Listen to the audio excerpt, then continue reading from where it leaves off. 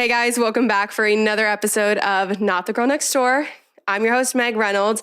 And even though Halloween is over, I did have one more topic to discuss that is incredibly spooky, especially in today's day and age, and that is having a boyfriend.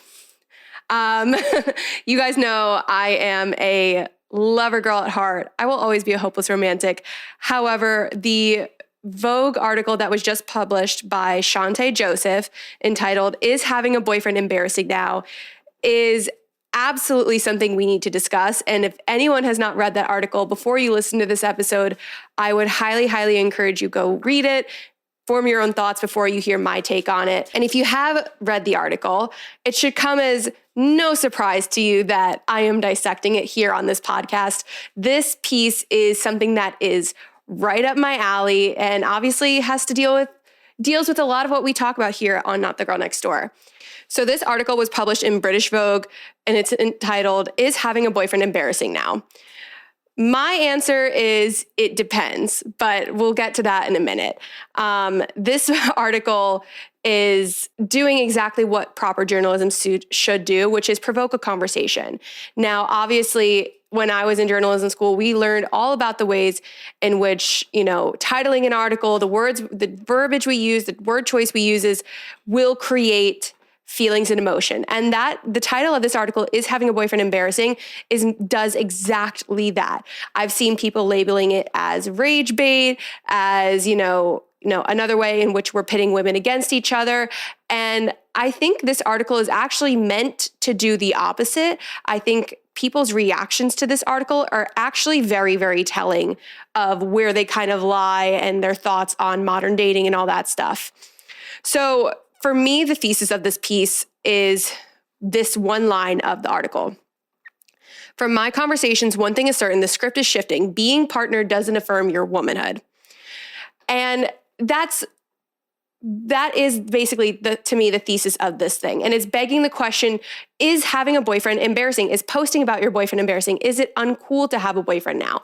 And I don't think this article is saying that any of those things are inherently embarrassing or uncool. I think largely what is embarrassing and uncool is how you go about being in a relationship and being partnered. Because here's the thing, growing up, we were all taught that basically our singleness was a waiting room, that our life wouldn't begin until we get married and settle down and have babies. And that is our ultimate role in life. That is what we should aspire to be in life. And that is no longer the conversation. And I think that largely shows in modern dating trends. It shows in the ways in which women are showing up for themselves, in their friendships, in dating, their expectations, all of these things. Our singleness now in 2025, it's no longer a waiting room, and male validation isn't the prize anymore. Male validation is no longer an achievement. And if anything, the flex now is being a woman who is single in her 20s, living out her Carrie Bradshaw era. The ways in which women have decentered men from their lives, I think has attributed to this, modern dating epidemic, but I don't even think it's an epidemic. I think it is a priority shift in which we're seeing women involved and adapt, and men are simply not keeping up. And women are realizing now having a relationship and getting married, that's not a prize. That's not your biggest achievement in life. And your wedding day isn't going to be the best day of your life, that there's other things you can aspire to and look forward to. And instead a relationship completing you, it should just be, adding something to your already full life, and it's giving you something to share with somebody. This article is celebrating the fact that women can thrive being single now, and it's no longer a cautionary tale to be single at 27 and that you're going to become an old cat lady or an old spinster. That's no longer the cautionary tale. Women have choices, women have options. We can have standards for ourselves now. So no, to me, and what this article is saying is that having a boyfriend in itself isn't inherently embarrassing. What is embarrassing is staying with a guy who clearly fucking hates you. And we have seen it. We have heard the stories time and time again. Men will absolutely marry a woman that they do not like simply because they are ready and they feel it is time to settle down. It happens. This is not some sort of like over dramatic thing. It happens. I know because I witnessed it in my own life many times again. And I've witnessed the ways in which a man will absolutely dog a woman who has been nothing but loyal to her purely because he does not know himself. He doesn't want to know himself. So that is what this article is saying. What's embarrassing about having a boyfriend is when you make that man your entire personality and the center of your world when you should be the center of your world. Remember the scene in the Barbie movie when Ken takes over Barbie's dream house and he makes it the Mojo Dojo Casa house, and Barbie comes back and is like, what the fuck? This is my house. That is the type of boyfriend I pictured when I was reading this article. It's the men who covet women as some sort of trophy and relationships as some sort of trophy, and without actually liking the woman and without actually knowing her. And instead he's just like a dog, like marking his territory and pissing all over her fucking dream house. That is the kind of boyfriend I pictured when I was reading this article. Like, don't get me wrong, a lot of my girlfriends are in long-term relationships and I adore all of their boyfriends. One, because they actually like them and are good to them and let them maintain their identity outside of the relationship. But two, I know that they're in healthy relationships because their relationship has not impacted our friendship at all. It has not impacted the way that they show up in our friendship. It has not impacted how often I get to see them in our friendship.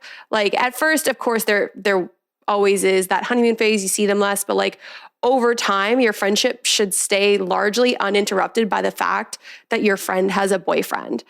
And I know also that they're in healthy relationships because their boyfriend is literally the least interesting part of our conversations.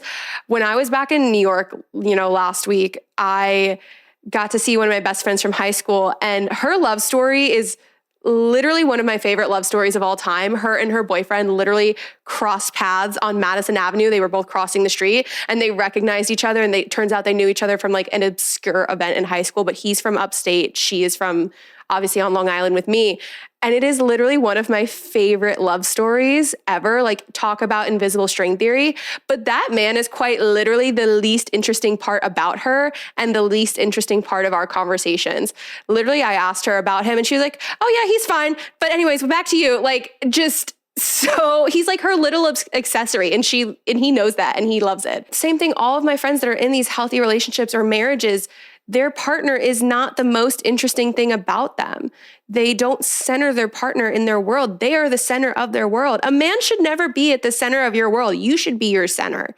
And I think honestly, in order to have a healthy relationship like that, you do have to first decenter men from your life. And this article, I think, was also very telling with how women reacted, especially influencers on social media and just anybody with a platform, because there are a lot of women out there who have built a platform around singleness, around loving your life single, and then suddenly when they get a partner, their content has shifted. And I don't think there's anything inherently wrong with including your partner in your content if you're sharing your life, but if you are a woman who has built a platform around being single, just like myself, and you've helped change the stigma around being single and change the narrative, and you talk about thriving in your single era, you're switching, and then suddenly you get a boyfriend and that narrative has shifted and all you're posting about is, get ready with me to go on a date with my boyfriend. Of course, your audience is going to be a little upset. You're shifting your content, you're shifting your brand identity and brand values. And I think that is another piece of this conversation that is so fascinating to me, because people don't understand that. And they're not understanding, like, why can't people just be happy for me? That's not it. No one is unhappy for you. Maybe there are some bitter people who are not happy that you got into a relationship. But I think inherently, if you have built a platform on one topic and one thing, I mean, again, we saw it with Remy Bader. I think this is a great example. She built her platform on body positivity and, these realistic try-on hauls, and then completely switched up on her audience and lost a chunk of her audience. And people were rightfully, I think, upset a little bit. Now, again, I am not telling anybody, saying don't include your boyfriend in your content. If and when I get into another relationship, I'm sure that will come up on this podcast. And I'm sure that, hell, maybe he'll even come on for an episode. That would actually be kind of funny. but he's never going to be the most interesting piece of my life. And he is never going to become the forefront of my platform in this podcast. Why would I let a man into what I have built on my own? No, I think the fuck not. Relationships at the end of the day, they are investment. They are an investment of our time, our energy, hell, even our money. And like any good, smart investor, you should be doing a risk analysis of your investment. So if you're investing in a man who is a loser when you're dating, he's going to be a loser when you marry him. If he's a cheater when you're dating, he's going to be a cheater when you marry him. If he yells at you when you're dating and calls you names when you're dating, he's going to do those same things in marriage, if not worse, because he thinks that it's even more okay now. The quality of your life is going to directly be determined by who you choose to settle down with and marry. So if you marry someone who is a bitter and miserable person, you are more than likely going to have a miserable and bitter life. So you need to choose wisely. You need to invest wisely in your relationships.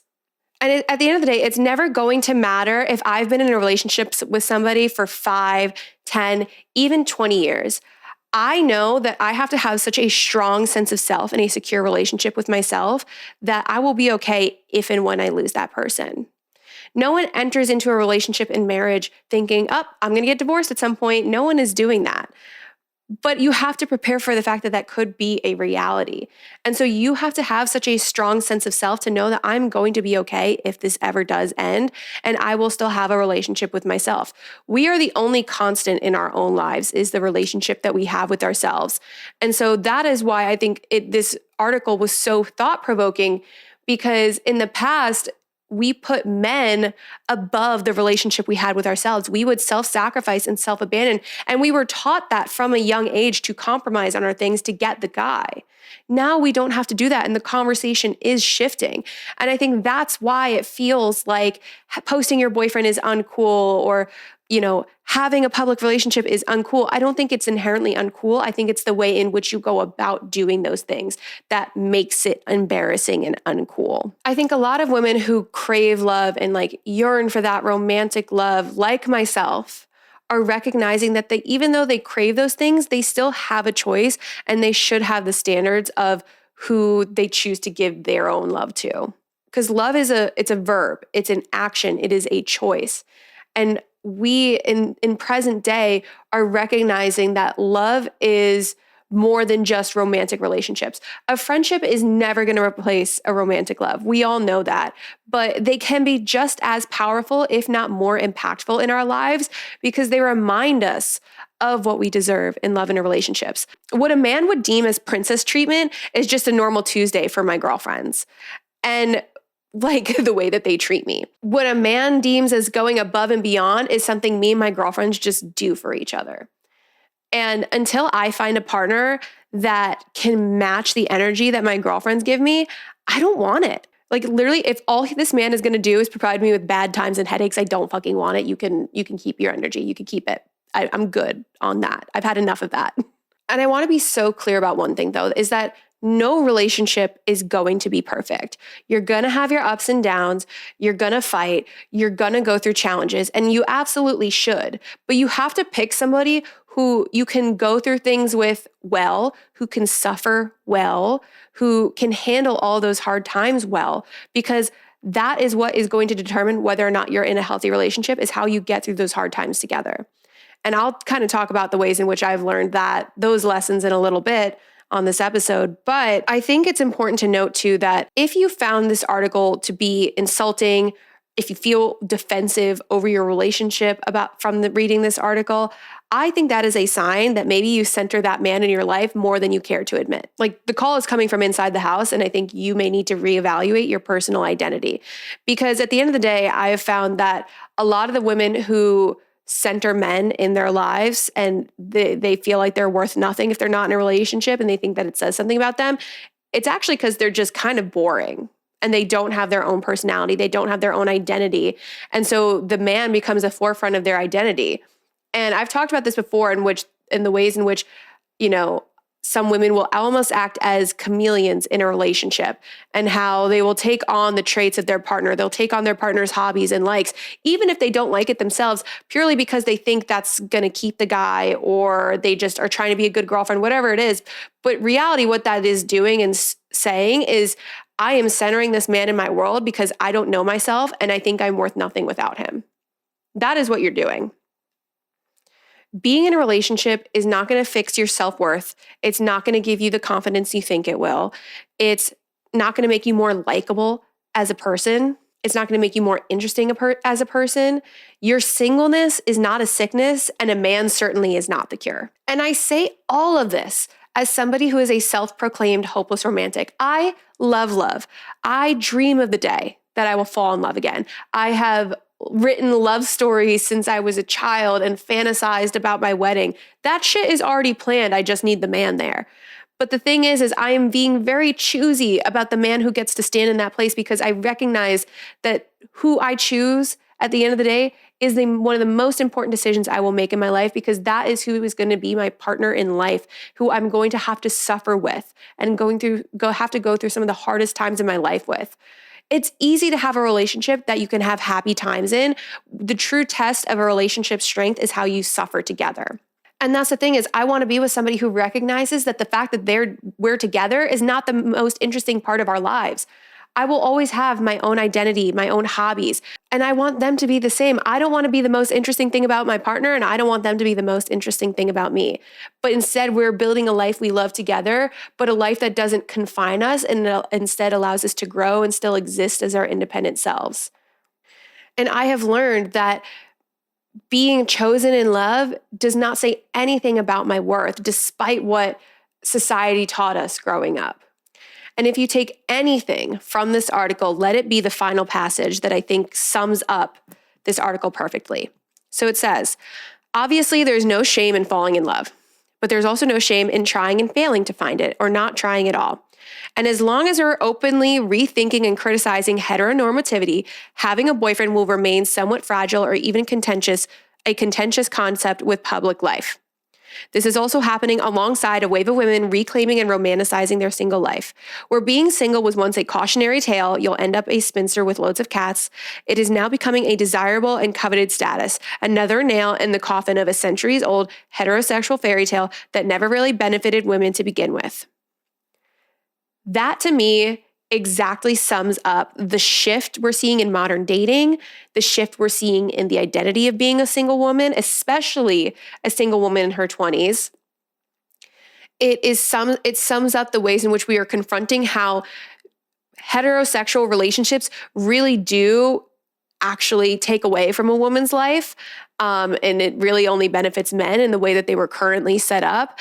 I think that is the perfect sum up. I think my one critique of this article is I do wish it dove into exploring those impacts more, the ways in which modern politics are impacting women's singleness and why it makes having a boyfriend embarrassing. Because I'm sorry, I would be so embarrassed to have a boyfriend who voted against my own interests and rights, against my bodily autonomy, all those things. Like, I will not date a man who voted for Donald Trump. Full stop, full send, hard no. I wish the article explored that a little bit. I wish it explored the other ways of that, heteronormativity impacts women. I think there's some themes that it could have dove into a little bit more, but that you can say that about a lot of articles. But I think this article, Chante Joseph did a fantastic job of sparking a conversation and showing how there is more work to be done. I think it is crazy to see, though, the women who are feeling so attacked by this article and think that, again, they're attacking the fact that they have a boyfriend and they're happy in love, and they're like, oh, yeah, being in love is so embarrassing. That is not what this article is saying. I think that is a very dense way to look at this article. I think this article is meant to provoke thought. And honestly, maybe it is meant to be a little ambiguous. I don't know. Maybe I would love to have Chante Joseph come on this podcast and talk about it with me. But I think this was a fantastic thought-provoking piece. And I think it came out at just such a perfect time in the way modern society is and pop culture is these days. Just bravo. I think another conversation on this same vein that has been happening on social media right now is this concept of, would you snitch on your girlfriend if she cheated on her friend? And, does girl code require that you cover for your friend if she's cheating? I have said it once on this podcast, and I will say it again. If my friend is having a full-blown affair, I will snitch.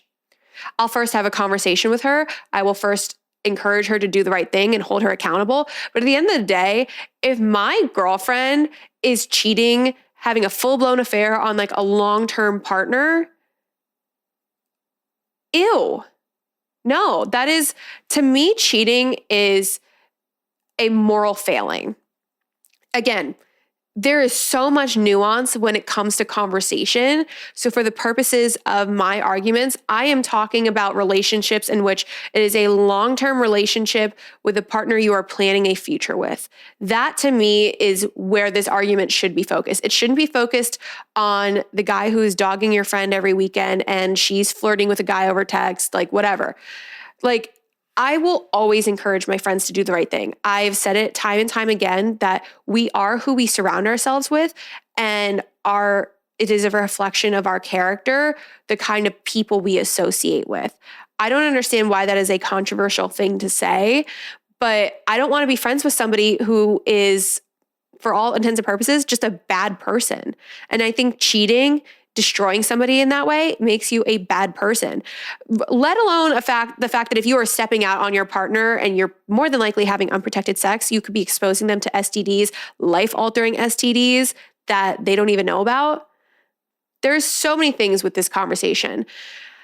But one big argument I see why people would defend their friend is like, well, a man's friends would never snitch on him. Since when are men our moral compass? I thought we all were in agreement that men should not be looked up to for moral ethics. Like, if anything, that is more of a reason why you should do the right thing, because men would cover for their boys. But in fact, I would lose, I literally had this situation happen earlier this year. You guys remember when my best friend Haley came on the podcast and she talked about the guy that cheated on her this year. I am pretty sure his friends knew, and I know exactly which ones probably knew. I lost respect for all of them. I will never look at them the same way again, because there's people who claimed to be her friend and still covered for their boy. Shame on them. And I will never look at them the same way again. I don't have the same opinion of them as people. And that is why it's so crazy to me. Like, everyone's talking about, like, you're not showing loyalty to your friend. Like, that's your girl. You should be loyal to her. Your loyalty should lie with her. Why am I going to continue to show somebody loyalty who is very clearly incapable of showing loyalty? If you are building a life with somebody and you're stepping out on them like that, that is a problem. Again, there's so much nuance when it comes to cheating. If my friend has been seeing a guy for 3 months and she stepped out on him, I'm going to encourage her to do the right thing and tell him. If I don't really have a relationship with him, I don't know if, maybe I wouldn't insert myself in that way, but it would absolutely change our friendship and change the way I looked at her if she's doing something that I think is, a bad thing. Everybody makes mistakes and everybody is human, but what matters is how people come back from those mistakes and make up for them. It is the ways in which they handle their own failing. That is what matters. Cheating is one of those things that is such a nuanced thing. Everyone defines cheating differently. Everyone has different boundaries when it comes to relationships. But I know for me that if you have a long-term partner that you're stepping out on and you're having like a full-blown affair on, I literally tell my friends, like, don't tell me then. Like, that shouldn't be my burden to bear also. Like, I should not, if you're going to do that, fine, but keep me in the dark as well, because I will not look at you the same. And I think that's how it should be. But I'll give a scenario too in which this would maybe be defined as cheating to some, but this is how I handled it in a friendship. I have a best friend who a couple years ago, we were on a trip and I found out she was, in a long-term relationship with her boyfriend. They were together for 5 years, but they were really, really rocky. And every time she would call me, it was the same sob story about how unhappy she is, how nothing is changing. And every single time I would say, you need to end the relationship. And she found every excuse in the book not to do it. And so then we were on this trip. she starts telling us about how she's been texting her ex from high school, from when we were in high school. And I remember me and my other best friend were, we were trying to hold her accountable. We're like, this is borderline cheating. We're like, this is definitely crossing some lines. You need to nip this in the butt. Like, this is not okay. Did we tell her boyfriend? No. But we held her accountable and made sure that she knew we did not approve of this. We were not going to support this. And what she was doing was wrong. Her and the boyfriend broke up shortly after that. I don't think that's something he ever needed to know. I think she did eventually tell him like that they were talking, but the relationship was dead and gone by then. That is a situation in which, yeah, I get why people would say, I'm not going to go tell the boyfriend, because I'm not going to insert myself in that. There was no, there was so much nuance and layers to that situation. It was not a black and white, cut and dry situation. Maybe you guys would have done differently in my shoes. Maybe you would have told the boyfriend. I don't know. But that was my best friend of 12 years. If she had crossed the line and hooked up with that guy, our friendship absolutely would have changed. Because here's the thing too about cheating like that. She was dating somebody who she thought she was going to marry, spend her life with. If she was capable of crossing a line like that and doing that to him, there's no stopping her from betraying, again, a friend of over 10 plus years in that way. Again, not that she did. And again, we've had a lot of conversations about that incident since then and she recognizes the ways in which she was struggling and she was just needing the validation from this guy, like all of that stuff. There was so much nuance to that conversation. But I don't think at the end of the day, snitching, like, I don't think girl code requires us to cover for our friends if they're cheating on their partner. I think if anything, again, I've said it before, being a good friend, being somebody's best friend means holding them accountable when they are fucking up in life. And maybe you're not somebody that wants to, go tell the partner, but I would be hard pressed to believe that you're not going to look at them differently if they're having an affair on their partner who is a good person. For the most part. Like, again, if this guy is abusive, if he is dogging on her constantly, if he's cheating on her constantly, like there's so many other like layers of cheating in this conversation that are too nuanced for the internet. People on the internet are so black and white in this conversation that it's really fucking scary. I'm like, are we grown adults? I love a good debate and I love a good conversation, but this conversation specifically on the internet has shown how people have lost the ability to do what ifs and have nuance and have these layers. I think cheating is one of the worst things you can do to somebody in a relationship. It will destroy you mentally and emotionally, especially if you're having like a full-fledged affair behind somebody's back. So why would I want to be friends with somebody like that? No. Again, we all make mistakes. I'm friends with people who've cheated when we were in college and when we were like in high school. Those are so different also. Now at our grown fucking age, why are we having affairs? Just break up with them. Like, I get it. It's always easier said than done. We have a lease, we have a dog, we have kids, but cheating is not the answer and it will never be the answer.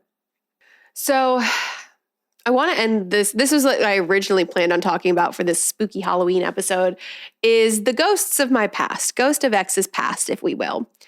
And when I look at my dating history, we all know there's nothing scarier for Halloween than a woman's dating history, especially mine.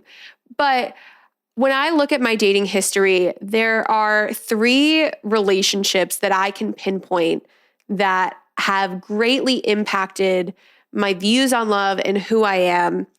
And so I kind of just wanted to talk about those and what I learned from each relationship. Because I think each relationship should teach us something if it is not the one. And I've always said this, but meant to be doesn't always mean meant to last.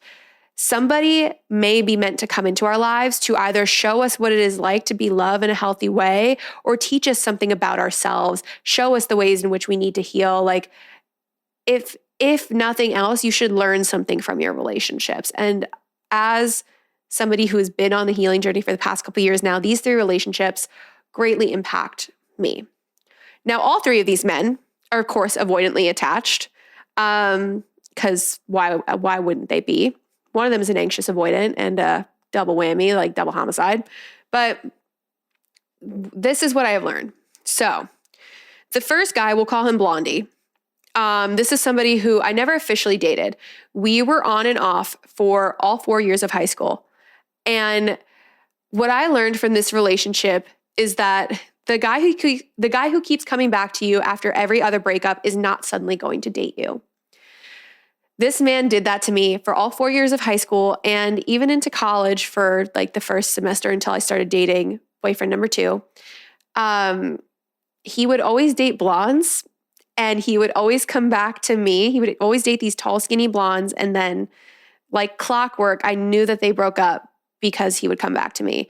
And this is somebody who I considered my best guy friend, but I was secretly in love with him.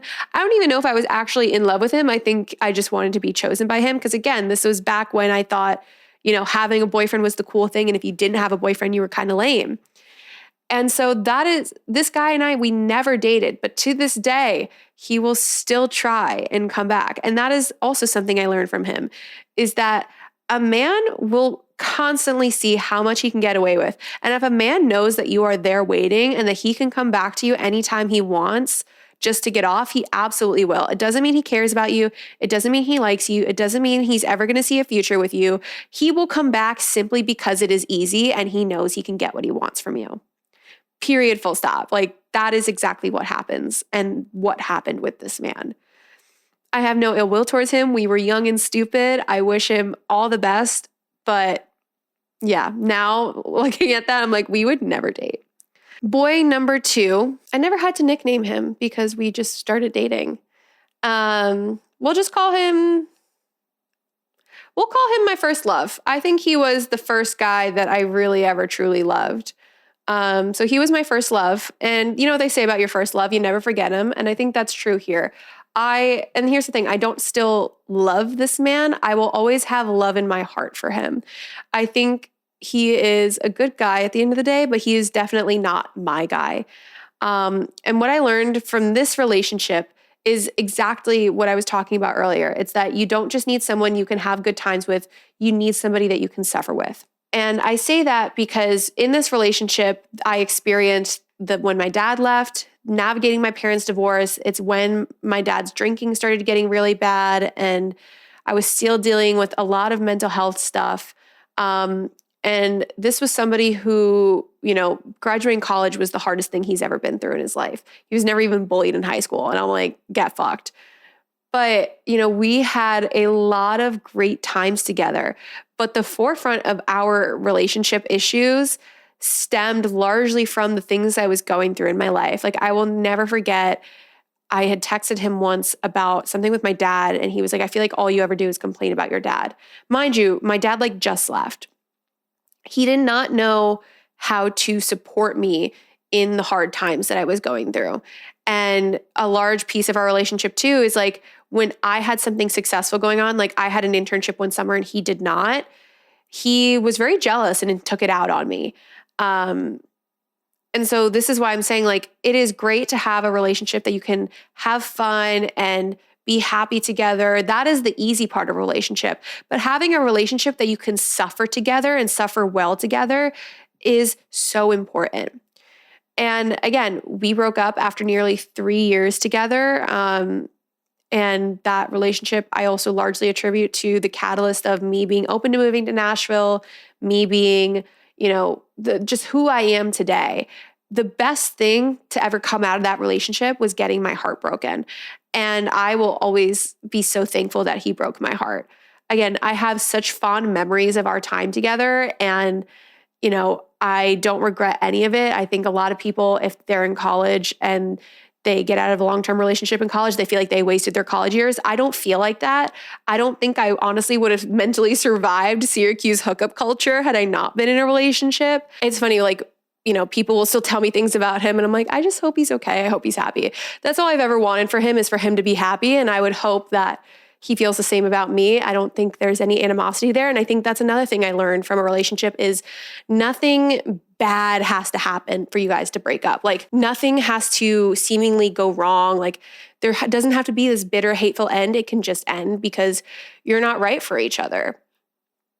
Another thing I learned from that relationship too is, people will say whatever they need to in a breakup to try and not seem like the bad guy. I'll never forget. He was like, I just need to be single for right now, but like I still see us ending up together in like maybe 5 years. 5 years has come and went, and I'm so glad we're not together.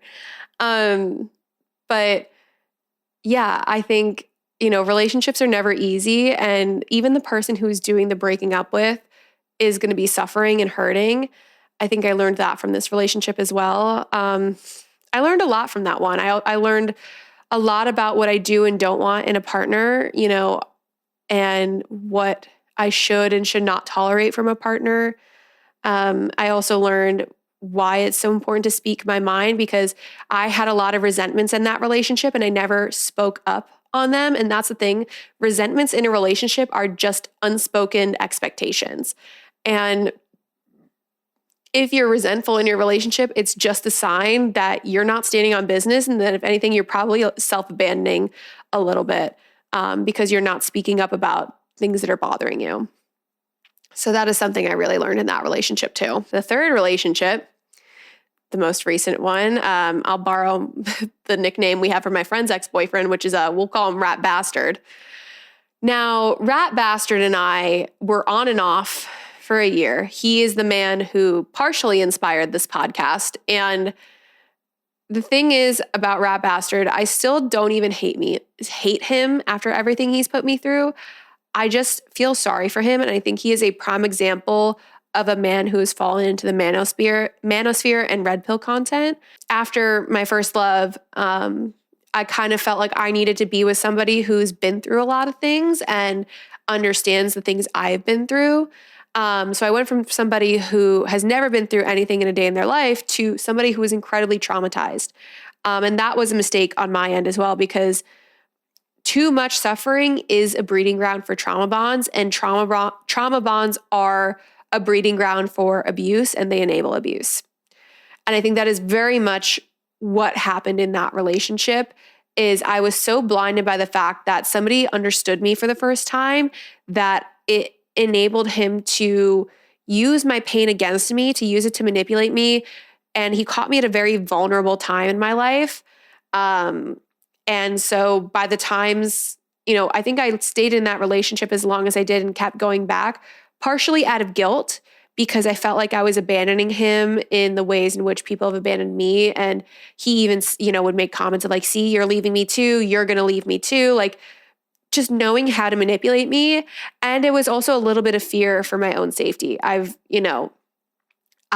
have no doubt in my mind that if things continued on the path that they were on, it probably would have led to some physical abuse at some point. The warning signs were all there. And I think I also learned from that relationship too, is if you have people in your life who you trust their opinion and they are telling you something is wrong with your partner, I'm not saying to break up with your partner immediately, but you should absolutely be listening to your friends and family if you trust and truly trust and value their opinion. If they're not toxic and all those things, because everybody in my life was telling me, get rid of this guy. My aunt who met him was the only one of my family who met him. And she was like, get rid of him. Like, he needs to go. But I didn't, because we as women are gluttons for punishment, and we will not get rid of a man until we are like tired of him, until we basically hate him. And I see that commentary a lot on social media talking about how just, stay with the man until you're going to stay until you hate him. Like, you have to be so done, all these things. That is, I think, a harmful narrative to push, because it reinforces the fact that we should be willing to suffer for love, that we should be willing to harm ourselves for the sake of our relationships and self-abandon for the sake of our relationships. And so we are training ourselves to get accustomed to mistreatment. And that is something that this relationship taught me, is that love is tough, love is hard, but love should never hurt. Love should never cause you pain the way that this relationship did. And I will never forget the ways in which this relationship made me feel, because it is something that I am so accustomed to now that like the second I get a whiff of it and I see those red flags, I'm like, I'm out.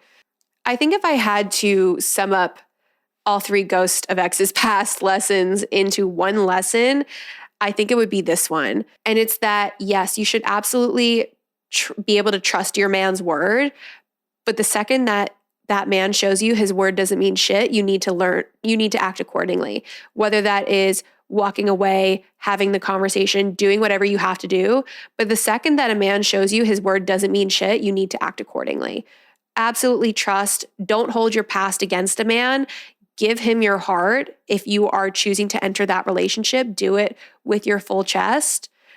But know when to walk away and know that you're going to be okay if you have to do so. And I think that is the one lesson that I have learned in love that will carry me through, and I've learned from all 3 of these relationships. But that is all for this week's episode of Not the Girl Next Door. This was honestly probably one of my favorite episodes to record. I hope you guys enjoyed it. I would love to hear your thoughts on Chante Joseph's article. I would love to hear your thoughts on the cheating argument and all of these things. Feel free to leave a comment on YouTube, on TikTok, on Spotify. You can leave comments as well. I will absolutely have those conversations. Or even if you want to just DM me to have a conversation, always happy to engage in a good debate. And hear everyone else's perspective. Because again, at the end of the day, our lived experiences impact our perspective, and we're never going to have the same experiences as somebody else. But make sure if you're going to leave those comments, you are subscribing to TikTok, to Instagram, YouTube, all of the places. You can find us on Instagram at Not the Girl Next Door Podcast. Also leave a 5-star review wherever you're listening, share with your friends. And I will see you guys next week for another episode. Bye for now.